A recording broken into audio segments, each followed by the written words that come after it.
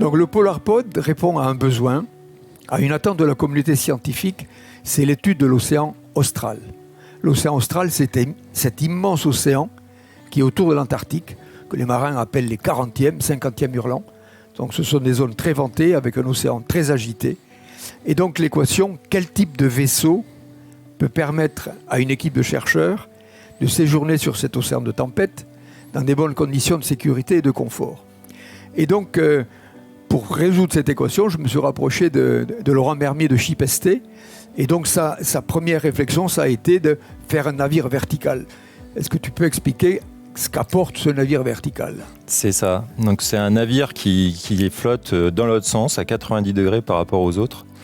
Et le concept, c'est d'aller chercher des eaux les plus profondes possibles, qui sont donc moins agitées, et de faire flotter l'engin dans ces profondeurs-là.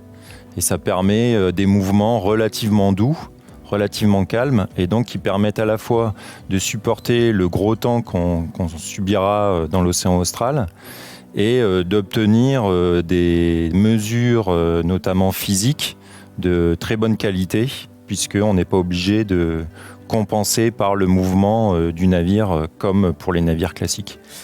Mais Laurent, là on est à combien on est à combien de mètres au-dessus du niveau de la flottaison ? Alors là aujourd'hui, sur la maquette, on est plutôt autour de 15-17 mètres au-dessus de l'eau. On peut le régler, par beau temps on peut se rapprocher de l'eau, on peut aussi remonter si on le souhaite. Mais le nominal c'est ça, c'est de se retrouver à peu près à une quinzaine de mètres au-dessus de l'eau.